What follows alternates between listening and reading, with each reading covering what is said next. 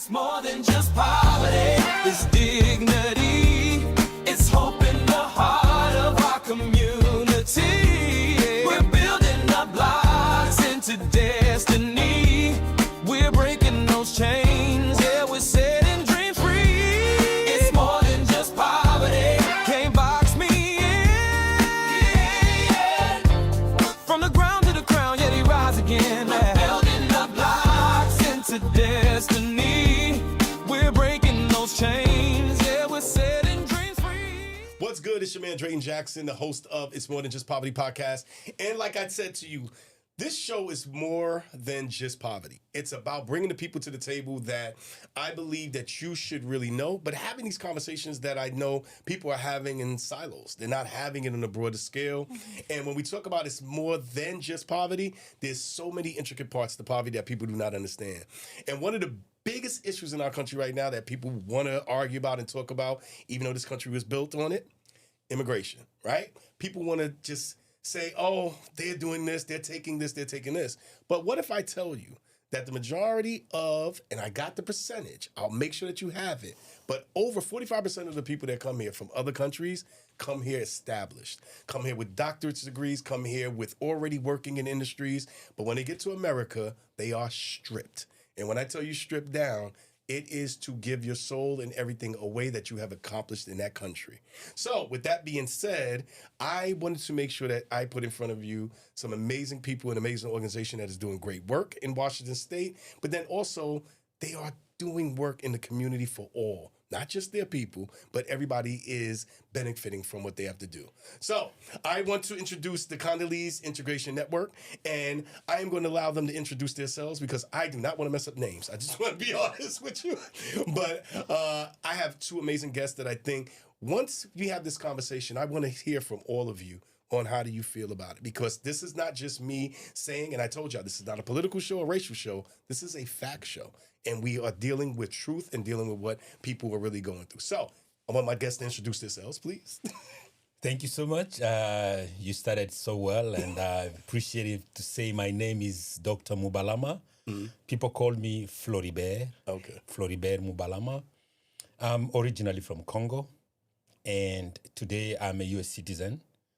I have 6 children, and all of them, 2 of them were born in the refugee camp in Africa, and 4 of them were born here. I'm glad and happy to be here and to tell you that I'm the founder and visionary of the Congolese Integration Network, a wonderful organization that you get to learn more about today in this show. And I'm not here alone. I came with our senior program director, and she will introduce herself. Thank you so much. Welcome. Yes, wonderful. Thank you so much. My name is Angela Ngiangi. I do have 2 last names. Do not ask me why. I don't know. I don't know.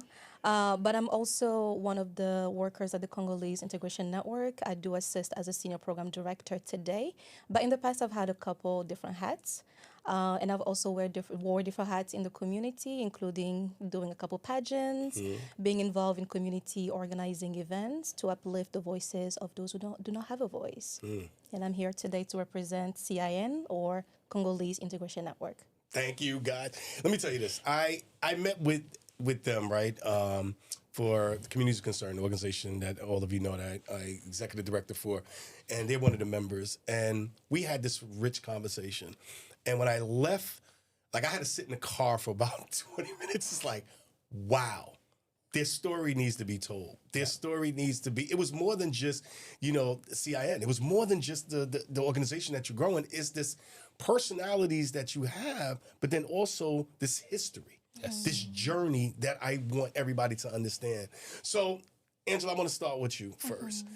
What did you have to leave behind personally and professionally when you left your country? Because you're younger than the other partners that's in the business, right? And that's a different experience in for you being young and coming into America. What did you have to leave behind personally? First of all, when I came here, I was only 16, and I came with my parents and my siblings. So already when you're telling someone that you had your family, they're thinking you had it easy, right? You had support system, you had someone you can talk to, someone who's putting food on the table for you. But I had a very different story than people don't know. And even until today, I've never had this conversation with my parents. Oh, Yes. One thing I did not realize is that even at 16, I had a life. And that's not something I realized before. I had an identity. I had a goal to become a lawyer. I had friends. I knew who I was. But the moment I landed here, I almost felt like I was not even living anymore. I experienced not having any friends. I've always been the one who had friends. I was always on the top of my class. I was always doing well in the community, and I did not have any of that when I got here. And that was the first realization. But the next realization was about who I was when it comes to my skin color. I very clearly remember the day I realized that I was actually Black. Like, I told myself, I was like, I've always known I was Black, but I didn't know that I was Black. I didn't know I know that I'm Black. I looked in the mirror and I cried. And this was in school. here. Yes. This was in my high school. Explain that just a little bit, because you have, it's so interesting that you said that, because my son at around 13 said the same thing because of the racial stuff he was going through in school, and he was born here. And he said, I wish I was just a different skin color. And he's dark skinned, the only, for up until now, the only dark skinned kid in his class. He had that same feeling. What did it make you feel like what was that trigger that you said, oh my God, I am this person? Yeah, that's a very good question. I think up until the moment I knew I was Black, I had to be told because I wasn't realizing what was going on around me. I just remember feeling frustrated. I didn't speak any English. I went to school every day not understanding what was going on. I was worried about graduating on time. And no one could understand me. I didn't have any English to really express my feelings. And so every day I would come home and lock myself in the bathroom and cry. I didn't want my parents or my siblings to see me cry because they had their own struggles, okay? Right. So I remember vividly one day my ESL teacher telling me, Angela, you know that you are Black, don't you? And it wasn't to tell me that she didn't like me being Black. She wasn't the one making me feel this way. Right. But she wanted me to understand why others were making me feel this way. And she tried in so many different ways to tell me. I don't think it clicked until the day she told me that I was Black or reminded me that I was Black. Right, because you didn't want to call it out on you. Yeah. I didn't know it was a thing. Yeah. I didn't know that being Black was a thing. So someone had to tell me that I was Black. I'm about to go to you. Hold on. Because very interesting for me, but it's because being born in an environment where that conversation doesn't happen at all, and then come to another place where this is the conversation sometimes.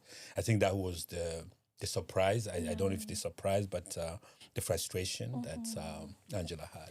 For you, it was a journey of starting over from zero. Yeah. You were established in Congo. You were a doctor, you were an engineer, you were all of these things. What did you have to give up? And what did you learn when you got here? Was your experience similar or the same? My experience is a little bit longer and hard to tell than the one Angela has, because I was born in a place that is, I think, in the radar of all the international powers. Yep. Because of the natural resources that have powered the technological development or innovation that we have today. I was born in the Eastern Democratic Republic of Congo. And historically, that place is a place where these 3T materials have been identified. Yeah. And when those minerals have been identified as strategic and needed for the advancement of iPhone, computers, and high tech, so I think we became the victims of the that envy or that attraction. So we were forced to flee, not because there was any problem, but because some people wanted to occupy our land. Occupy the land, yeah, because of the resources. Yes. Yeah. So we had good life. We had dreams. We were pursuing our dreams. Everybody was pursuing their dreams, but we were forced to flee. And without any direction, I became a refugee early on, without any plan to exit the refugee life. So I lived in the refugee camp for 8 years. In Congo? that was in a different country in Malawi, because I have to leave Congo and trying to find another place, a safe place, or a community that will host us for it temporarily. And we thought just the war will start and end like any other war. But the war in our Congo, in our country, has never ended. It's still going on today. And the place where I was born today is still occupied by the rebels. So which means we still have a lot. And then we have, despite the fact that we were forced to flee and had to start all over, there was just a time where we kind of lost our identity. And then when we understood that this is going forever, we had to change and start to make a way and start surviving. So when you say lost forever, explain that. Like now my country where I grew up at no more exists because... It's very complicated. It's lost forever because we've never recovered from what has happened. And it has now affected our generation, our DNA. We are having children born with this cause, with these stories. And yes, so it lost forever. That's what I can say for now. So what did you have to unlearn and then learn when you came to America? I had to unlearn exactly what we are living here. This system that is still looking at somebody and look at their skin color, right. Looking at somebody trying to ask, where are you from? Those things, I did not learn those. I did not have those. But now those are things I'm learning. So we grew up in a place where we didn't ask anyone, where are you from? What's your skin color? And or don't even make comment about somebody's life. Those are things that I've never been accustomed to, and those are things that I've been learning here. I've noticed, I'm observing, they're not important. We don't need them, but it's the reality, unfortunately. There's a lot of people that don't know. That's what a lot of African Americans been saying for years. It's like, trust me, we're trying, we're doing. What do you think refugees understand that policymakers and people that live this every day don't understand? We do understand that this world is dynamic. We do understand that population movement is not something that's predictable. People moves, people are displaced for many various reasons. We have been displaced because of war, but other people have been displaced because of climate, other because of employment.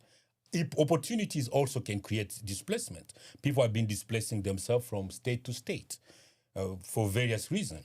So we do understand that, but people here don't understand it. And policymakers don't really understand that. That what has affected us one day can affect people here.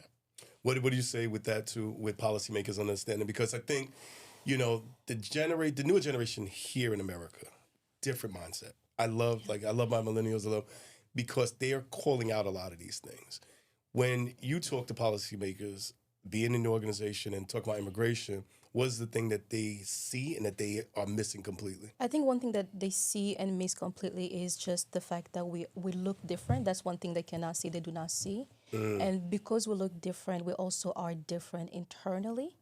But we try to adapt to this country, to this system that we're all trying to, to live into. This is a new community for all of us. And I think one thing that will make it easier is talking to communities and getting to know them.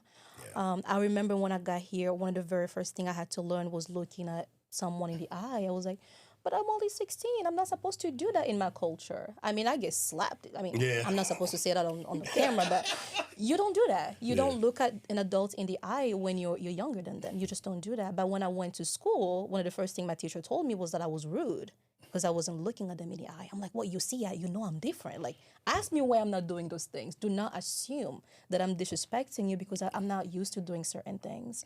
So I think that's one thing that we overlook a lot. Like, knowing that someone is not from here, that we're all from different places. America's built on the back of people from different places all around the world. So I think understanding where people are coming from first before assuming is going to help reduce a lot of misunderstandings. And moving those into policy too, because Yes. I think how coming from a person that grew up Can in I add to project. that? Yeah. Yeah, I think also policymakers sometimes they tend to forget how much our presence here have positively changed Yes. this place, and that mixture of culture, heritage, not only culture but also our heritage that we bring here, and that is significantly contributing to not only the honor of this country, the respect of this country, and also the culture. consideration that outside people see this place. Yeah.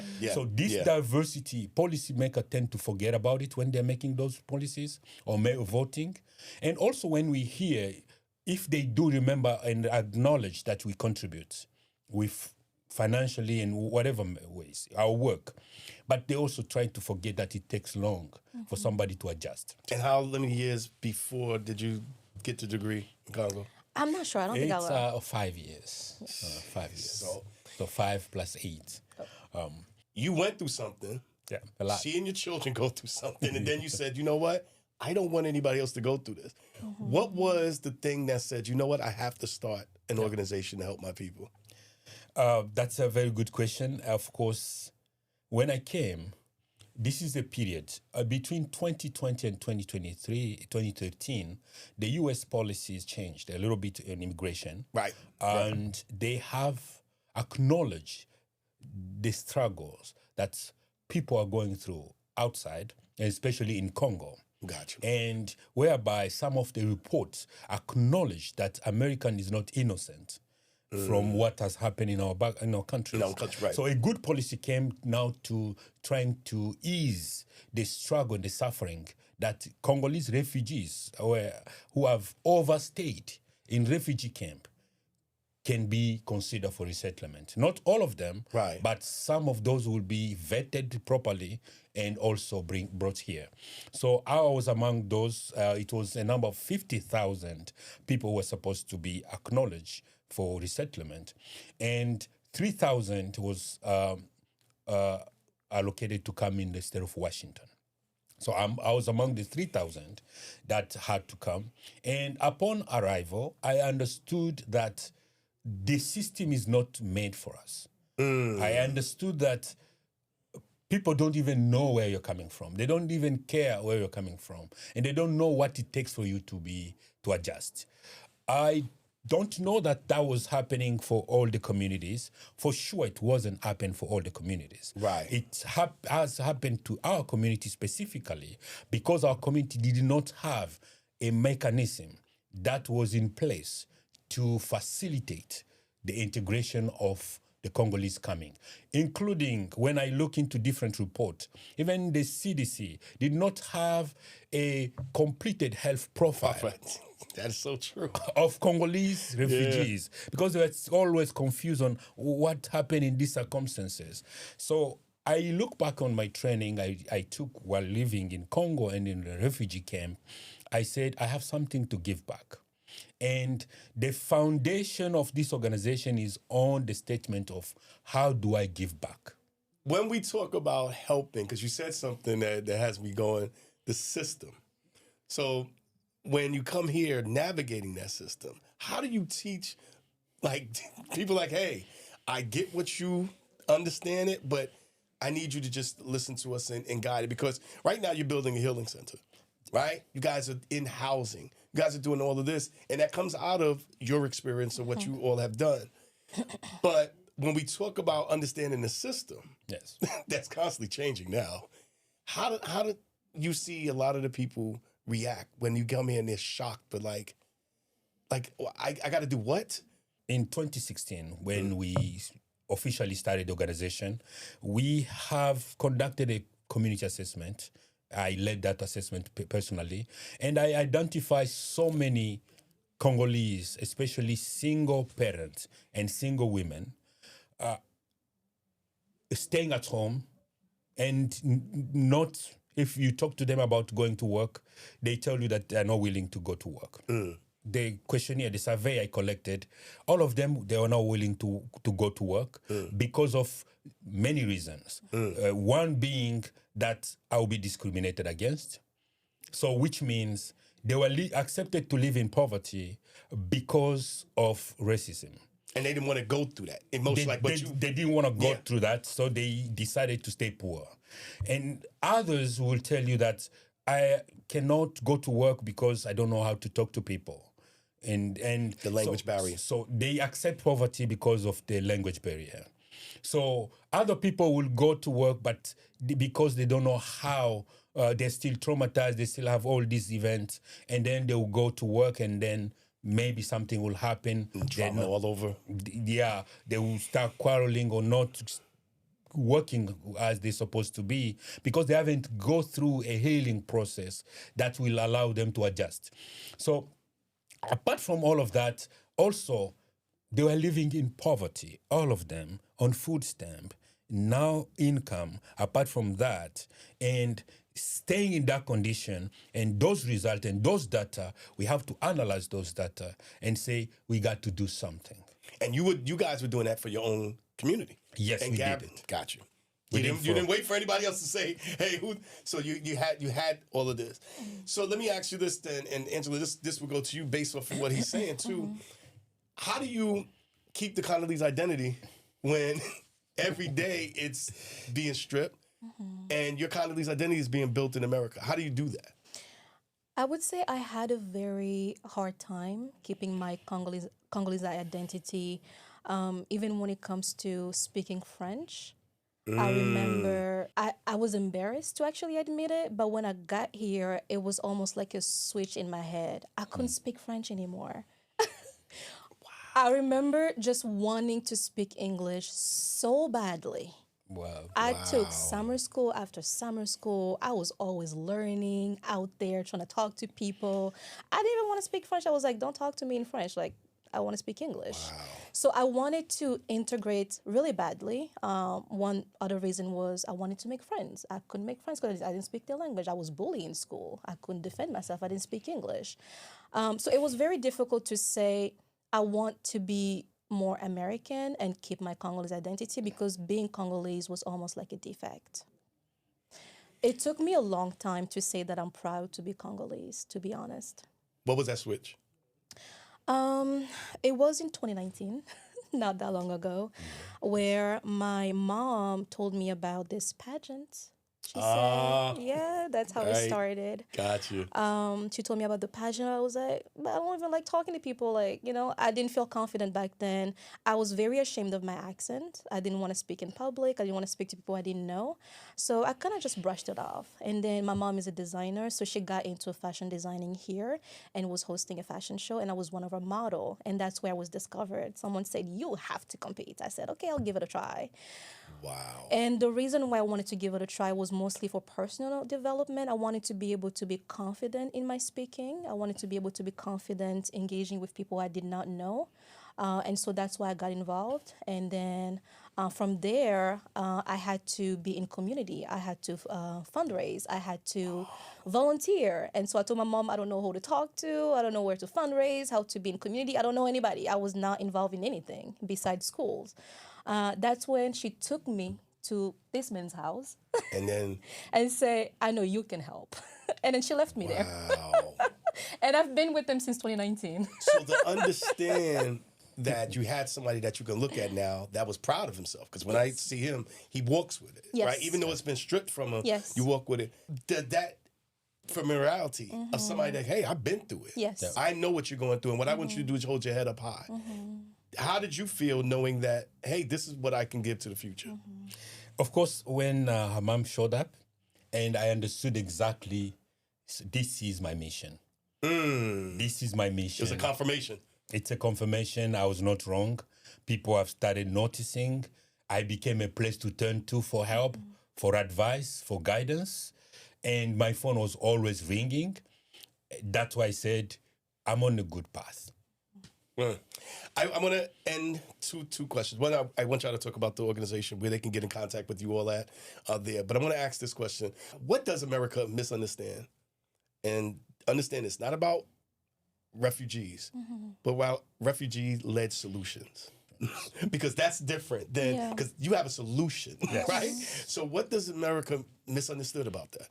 What do they don't get? I think one of the very first thing is that, like we said in the beginning, where we're coming from, we had a way of life. We had a culture, we had wisdom, we had knowledge and experience. So sometimes they need to allow us to use what we know works for our people. I remember having a conversation with someone in King County because we do have a mental health program. And to even get funding for mental health, it was very difficult. We chose not to apply for certain funding because they will want you to do something that's evidence-based. When healing for us is talking around the fire and eating Congolese food and sharing stories and learning from one another. And so we waited for about 7 years before we ever applied for any mental health funding. But you was doing the work already. Yes. Yes.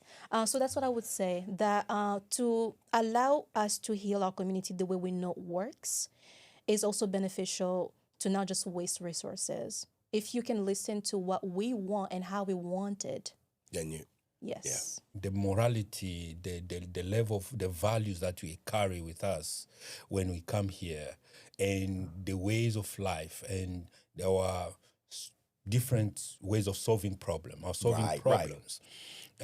Those are the things that the system, the American, struggle about, because it also takes who are those who are making those policies.